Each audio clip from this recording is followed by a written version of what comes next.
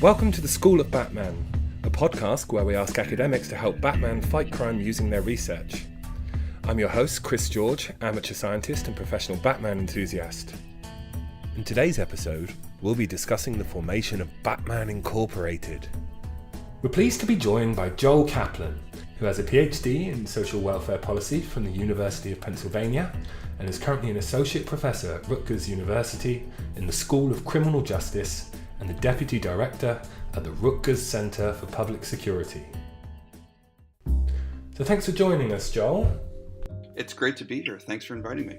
We normally start the podcast with a little bit of background on yourself, try and understand your journey to where you are today, and understand a little bit about your research that you're currently doing. So tell us how you got to where you are today. Sure. I've always been curious about how things work. I remember taking a lot of things apart in my home, electronics and other mechanical devices, and then trying to build and invent new things. And where I am now is essentially trying to understand human behavior and reverse engineering offending behavior in some ways. And I have a PhD in social welfare policy. Before that, I had a master's degree in criminal justice and a bachelor's degree in law and justice. I was going to say, how would you categorize reverse engineering in this sense? Is that the same as you say, like you used to take things apart in your home? Is this about trying to take apart behaviors and understanding the root causes? Or? Yeah, trying to understand what is attracting certain behaviors at certain locations, understanding how people interact with one another and how they interact at certain places. And from a criminological perspective, understanding that crime events are the outcome of criminal behavior. So if you can identify that different events occur at the same places over time, then begin to reverse engineer those patterns by understanding what is it that's attracting different people to the same places to commit similar events. And is this the area that you're currently studying? And how did you get to that? So this led me to learning about geographic information systems, or GIS, and the study of mapping and cartography during my PhD program. I was fortunate enough to be able to take a lot of elective classes, and while many people were studying statistics and a variety of other different disciplines, I added the geographic information systems and mapping aspects to my elective options. I got very excited about the ability to make maps and make pictures to communicate information. You know, GIS is geographic information systems, and mapping, or crime mapping, gives you the ability to kind of use the other side of your brain and be artistic and use statistics and analyses and be analytical and very logical, but also communicate that information in a way that can be understood and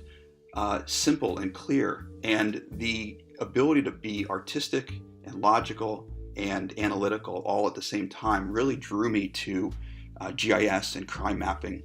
And it was those skills that really brought me to where I am now, which gave me the ability to take theories and research evidence and professional insights and merge them with the skill sets that I've acquired through my training and education in GIS.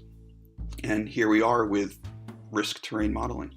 So is risk terrain modeling the kind of umbrella term for all of those disciplines that you talked about when they're combined together?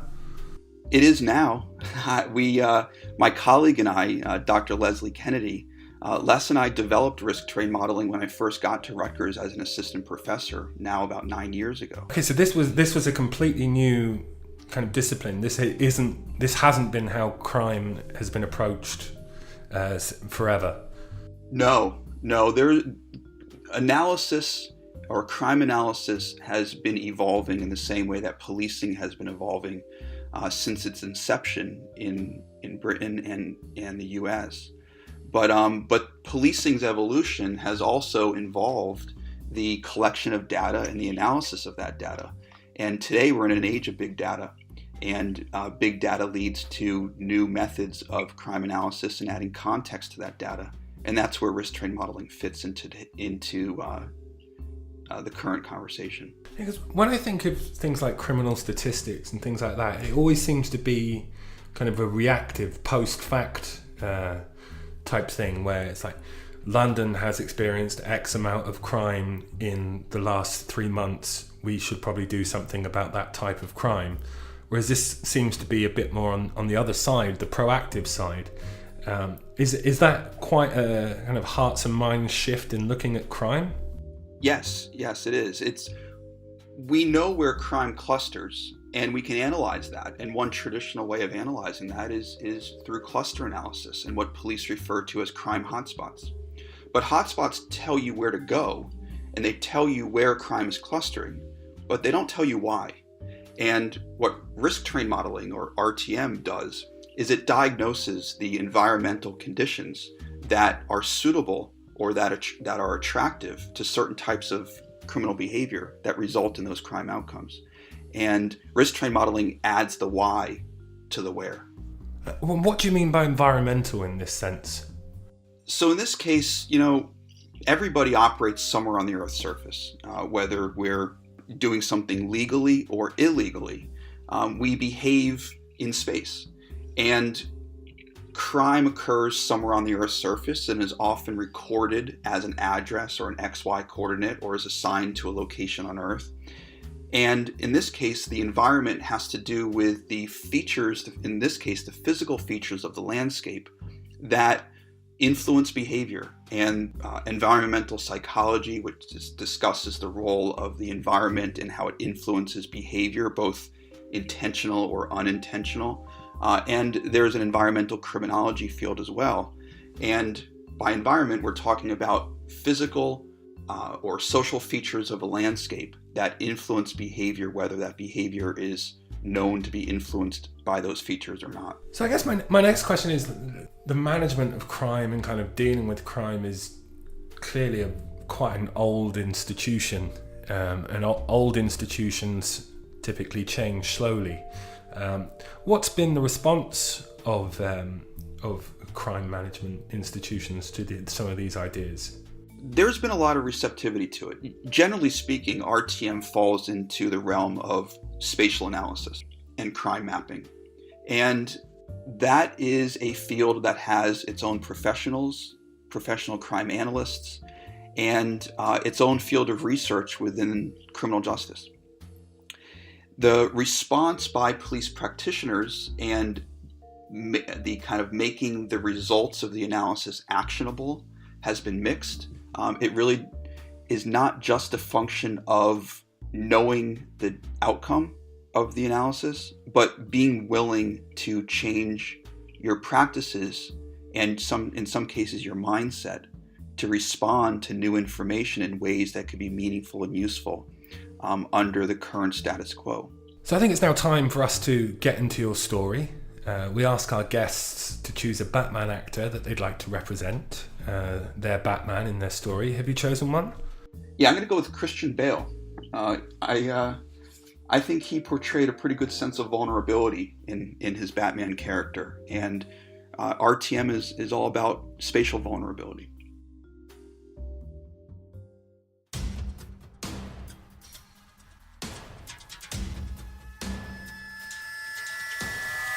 Excitement buzzes around Gotham as the normally media-shy billionaire Bruce Wayne has pulled out all the stops in announcing a glitzy media event, inviting the who's who from around the world.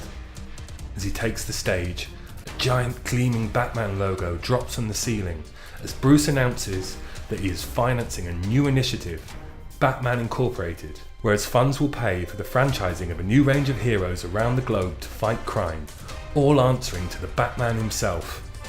But where should our heroes send them? And how can he show the world that they are making a difference?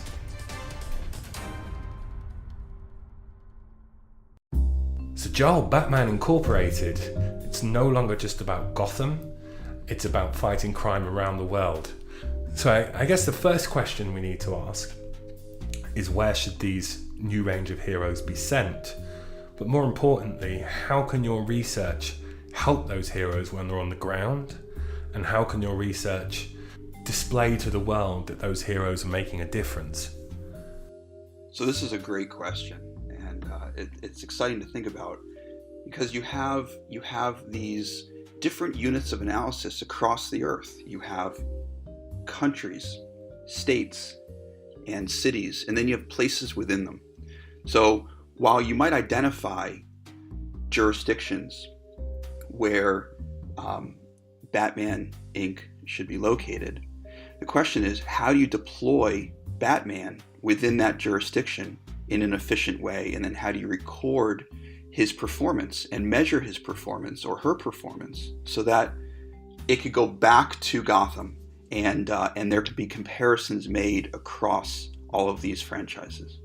And I think that's one area where risk train modeling could be useful as a deployment tool and as a resource for forecasting high-risk locations, high-crime locations, and then for deploying Batman within the jurisdiction that the franchise is operating. So I can say, okay, there's an area downtown where it's a bit poor, there's loads of bars, and there's some drug dealers on the street, and we're going to say, right, we're going to deploy a strong Batman presence or a police presence there to try and make that safer. And that's all well and good, but those people aren't going to disappear. So that's something that's always kind of bugged me about more traditional policing, is where if you increase the police presence somewhere and it's quite a visible thing, what happens to that criminal activity that's probably still going to occur? A lot of police describe to us the feeling of playing whack-a-mole with crime. And while they deploy to one location and they feel like they have an impact, they often find crime or crime hotspots emerging at other places. And this becomes unsustainable because they have limited resources and they can only deploy to so many places for certain lengths of time. And, Batman fighting crime in Gotham is interesting because he always responds when the crime is occurring, and he always focuses on the people. And you could imagine Batman's probably pretty frustrated by this as well. And what risk train modeling would offer for Batman and the franchise is to have a ability to focus on places, not just people. And when you focus on places, you can initiate actions that mitigate the risks of those places and decrease the likelihood that offenders will choose them to commit crime. And I think that would help with this feeling of playing whack-a-mole, but it would also allow Batman and others in the area to coordinate their resources and deploy efficiently in a coordinated way. Can you give some examples on what some of those actions might be that you could use? So one analogy that we like to use is the idea of a playground. And this is a benign example, not intended to suggest that these people are criminal. But if you imagine a bunch of kids playing at the same location over and over again, day in and day out, and you only focus on those kids, you'd miss the presence of swings and slides and open fields. The features of this landscape that we think of as a playground that attract children to this location instead of other locations that are absent such entertaining qualities. And in the same way, risk train modeling identifies risk factors or features of the landscape that interact or co-locate with one another to aggravate crime risk at certain areas. And when you have that information, not only can you deploy to those areas where crime is currently high or where it's likely to displace to with similar qualities, but you can do things about it. And an example might be to simply increase police presence in an area, but also to utilize other existing resources that could have an impact, such as increasing lighting in certain areas that are high risk. Or in one example, we have an area of high risk for robberies in a city in the United States. And one analysis found that the top risk factors for places where robberies occur were convenience stores, laundromats, and vacant properties. And when you ask the officials at the local level what these factors might be doing to influence behavior, they come up with their risk narratives that allows for intervention. So in this case, the convenience stores and the laundromats and the vacant properties connected to robberies, the locals believed that the robberies had a lot to do with the drug trade. And they understood these risk factors to be behavior settings where convenience stores are locations where drug buyers are solicited because it's easy to come and go from the stores, they're open late, and it's easy to loiter. The nearby laundromats are locations that are usually coin operated, open late, and usually don't have human surveillance. So those are where the drug buyers are told to go to make the transaction out of sight. And then the nearby vacant properties are used as stash houses for drugs or for drug use when the buyers need a place to go nearby that's out of public view. And when they begin to understand these risk factors, they can intervene by changing these risk factors and therefore changing the environment. Police have added sign-in sheets to the convenience stores. They not only patrol the high-risk places, but they also focus on these risk factors. They go in, they meet the manager, sign in on sign-in sheets.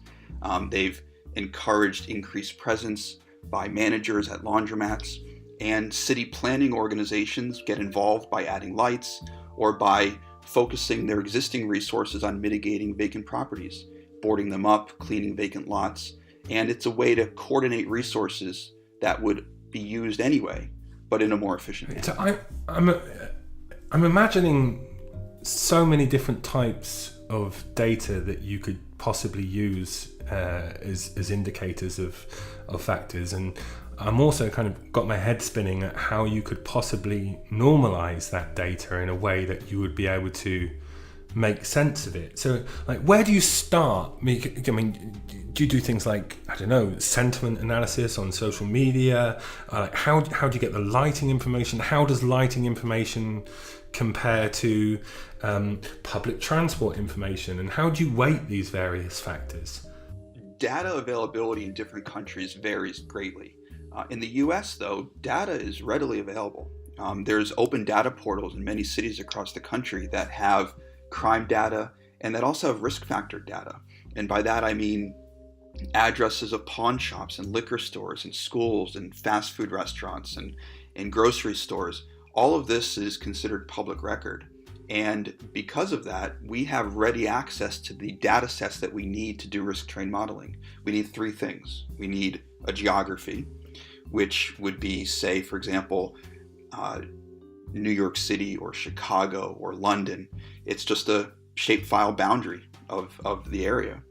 Then we need the data that we're interested in diagnosing or analyzing, in this case, robbery incident locations or thefts or burglaries or motor vehicle thefts or accidents. And then we need the data that makes up the environment. We want to compile a pool of data that represents the physical landscape as best as possible. And this is what I've suggested, liquor stores, pawn shops, schools, and bus stops, and so forth. And all of this data is also readily available, at least in the United States. And these are the three data inputs that are analyzed to find correlations between the crime patterns and the environmental conditions where those patterns are occurring or where those crime clusters are occurring most. And it's that diagnosis which allows for very accurate forecasts. And each risk factor is weighted. And when the risk factors are combined, you get a composite risk score that gives you a range of relative risk throughout the landscape. And that is how resources are deployed in a way that allows for priority given to some areas as opposed to others. What's been one of the most surprising risk factors, or maybe one of the surprising weightings that you wouldn't have thought before you started this work? Well, there's I think one of the surprising results is the absence of certain factors that were very truly believed to be significant. For example, one of our research studies that was part of a 6-city national study found that robberies were occurring more often near convenience stores and not near parks as the local police originally thought. And it was the absence of parks or green spaces as a risk factor and the presence of convenience stores, that was initially shocking. And then when conversation about it ensued, it made sense in a risk narrative form that allowed for a successful intervention that ultimately resulted in a 42% reduction in robberies. But other factors based on preconceived notions that may not be actually significant takes the focus off of some of these issues and puts them on things that really matter, such as, in this case, convenience stores or rooming houses, as opposed to parks and public housing, for example. I mean, we know Batman is obviously the world's greatest detective and probably one of the world's most intelligent men, but we're not all that fortunate. So this work that you do sounds like it touches across so many disciplines. It's hard to believe that, you know, one person could handle it all, or a small group. How do you go about handling all of these disciplines? Is it that you have a team of a jack of all trades, so to speak, or do you have a number of specialists who handle different areas? We are more than willing to admit what we don't know. And if we know we need something and we don't fully understand it, we look for people who know it better than we do. And there's a term in criminal justice, this idea of computational criminology, which is this taking from different disciplines, the strengths of different disciplines, and bringing them together to understand crime and crime patterns. And RTM has a lot to do with psychology and geography and cartography and even biological systems. We've recently partnered with a biologist who studies ants and slime mold, but he's a specialist in swarm theory and self-organization theory of biological systems. And what we find is that crime patterns follow certain decision rules and behavior patterns that allow us to add simulation modeling to environmental vulnerabilities that we define with RTM. And we can simulate the emergence, persistence, and desistance of crime and crime hotspots at certain locations throughout geographies, because we've been able to merge biology with criminal justice and also understand the psychology of offending behavior at the same time. So as this is such a nascent field, it seems like, do you think the accuracy and the degree of proactive application that this might be able to serve in the future is only going to increase as you bring in all of these other fields?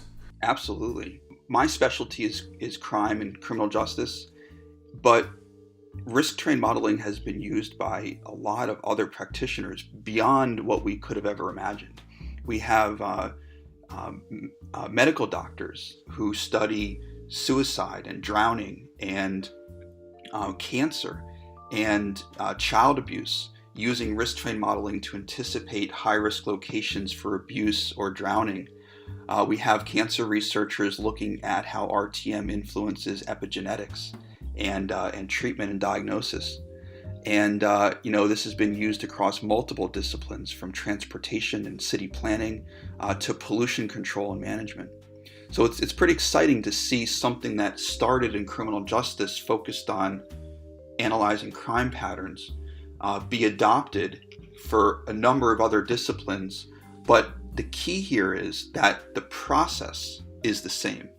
The process is the standard through which all of these other disciplines are analyzing space and geography and how it influences human behavior and outcomes. Right, so we have these models set up on the Bat computer back in Gotham, being run by Batman, and he's in real-time communication with his team of heroes around the globe. How might he be able to help them on the ground in real time? What can he do? So using risk train modeling, he'd be able to know where to go, and he would also be able to know what to do when he gets there. We know that there's crime when 911 is called, or in Batman's case, when the bat signal is deployed. But that's usually a very responsive act, right? Crime is already occurring, Batman responds, or police respond to a 911 call. Risk train modeling would help to do a number of things. It could be used to allocate resources for surveillance so that Batman can be where he needs to be before problems occur as a means of deterrence, in the same way that allocating police patrols could be a deterrent effect on crime.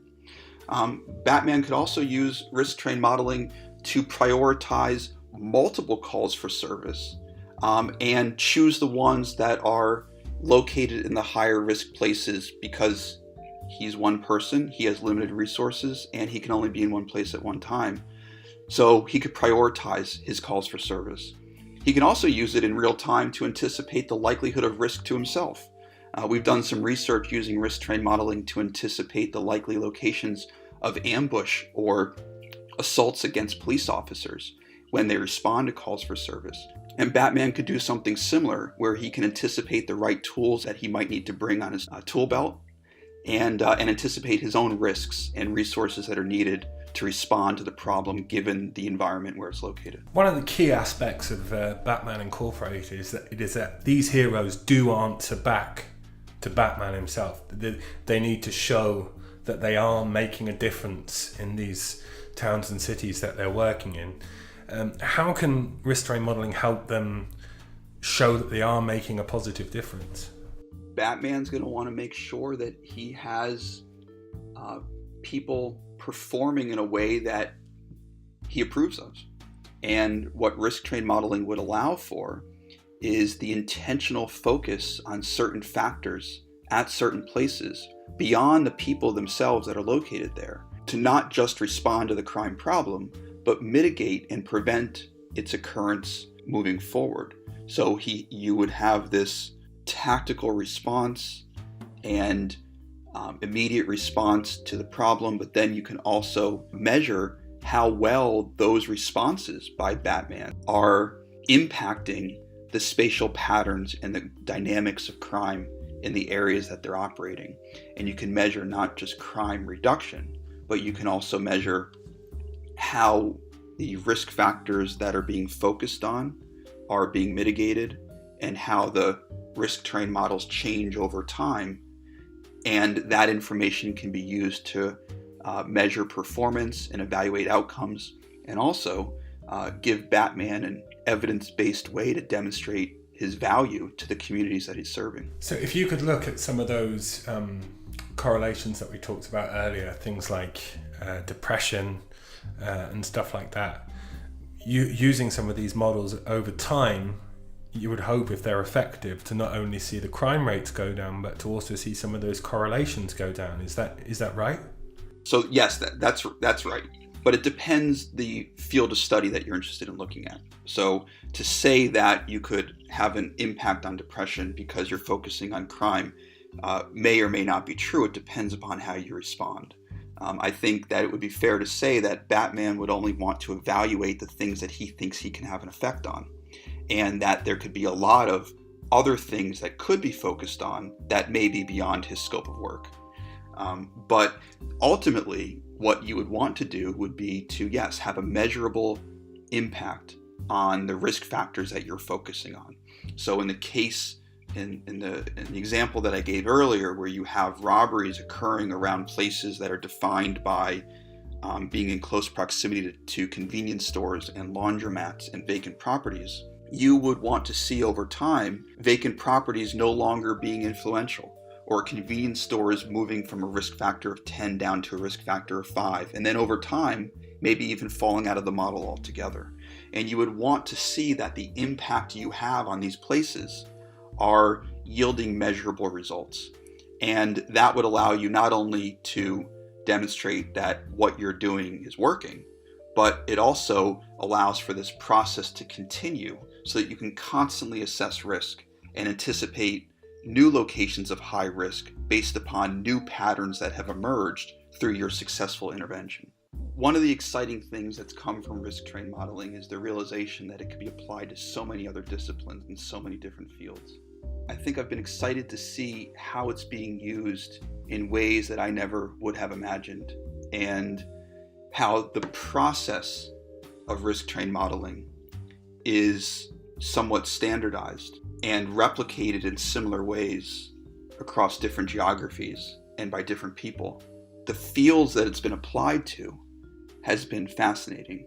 And it's just really exciting to see how different people are using it for so many social goods, and how it's not just something that Batman can use in Gotham, but how it's something that can have real impact to people across the country in the US and around the world, and how it could be actionable and the outcomes can be measurable, and it can really change lives.